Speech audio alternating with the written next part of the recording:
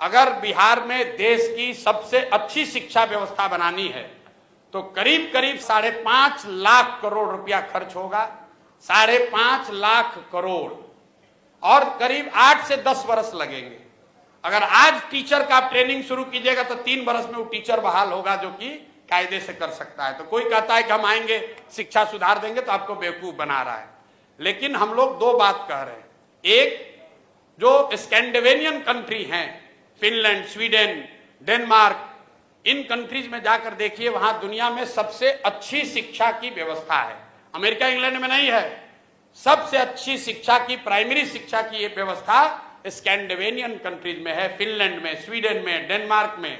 वहां पर उन्होंने क्या किया है, उन्होंने एक बहुत सिंपल चीज निकाला कि rather than taking school to every village, they are taking children to the good school. मतलब हर गांव में स्कूल बनाने के बजाय 4-5 जगह पर, अच्छी जगह पर बड़े स्कूल बना दिए गए और लोगों को स्कूल बस की सुविधा दे दी गई ताकि लोग अपने बच्चों को वहां भेज सके।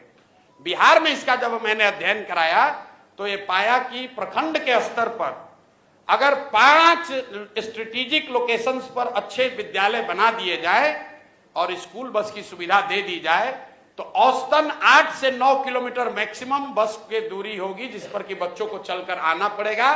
20 से 30 मिनट से ज्यादा समय उसको नहीं लगेगा। तो बिहार में पहली चीज हम लोग ये करेंगे कि हर प्रखंड में कम से कम एक विद्यालय जो अभी है उसको अपग्रेड करके नेतरहाट के स्तर का विद्यालय उसको बनाया जाए। ये एक विद्यालय क्यों? इसलिए कि अगर हर प्रखंड में एक विद्यालय बनाइएगा बढ़िया नेतरहाट के जैसा, जिस एक नेतरहाट के विद्यालय से 1500 IAS IPS बने हैं, वो सरकारी विद्यालय था, यही बिहार के सरकार की व्यवस्था में चलता था और उसमें पढ़ने वाले ज्यादातर लड़के मध्यम और निम्न वर्गीय आर्थिक परिवारों से आए हुए थे। वैसा अगर स्कूल बनाना है तो करीब करीब 15 से 17 हजार करोड़ रुपया खर्च होगा हर साल। इससे ज्यादा पैसा है नहीं बिहार के पास।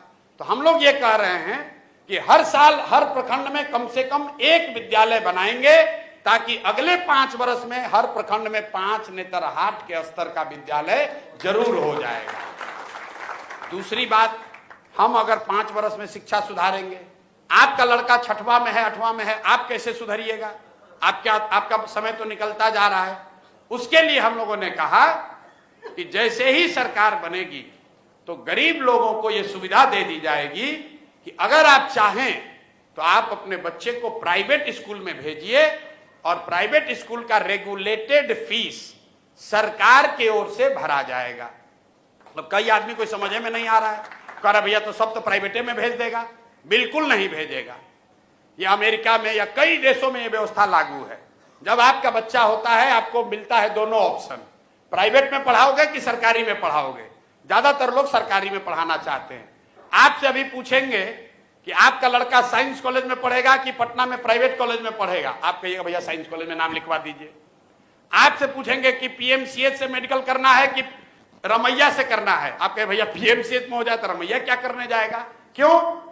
क्योंकि सरकारी जो मेडिकल कॉलेज है, साइंस कॉलेज है, वो किसी प्राइवेट कॉलेज से उसका स्तर ऊपर है। तो ये सच्चाई नहीं है कि अगर आपको ऑप्शन मिल जाए तो सब आदमी प्राइवेट में जाएगा।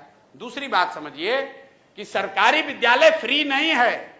ये आपको हमको लगता है कि ये फ्री है। सरकारी विद्यालय को चलाने में सरकार खर्च कर रही है 60,000 करोड़ रुपया। हर साल बिहार सरकार खर्च करती है 60,000 करोड़ रुपया। तो प्रति चाइल्ड, प्रति बच्चा जो है, जो खर्च है वो प्राइवेट स्कूल से भी ज्यादा पड़ रहा है सरकारी स्कूल में पढ़ाने का। क्योंकि सरकारी स्कूल में मास्टर का कितना है दरमाहा? 45,000, 60,000, 80,000। वही आदमी जब प्राइवेट में पढ़ा रहा है तो 8,000 में काम कर रहा है।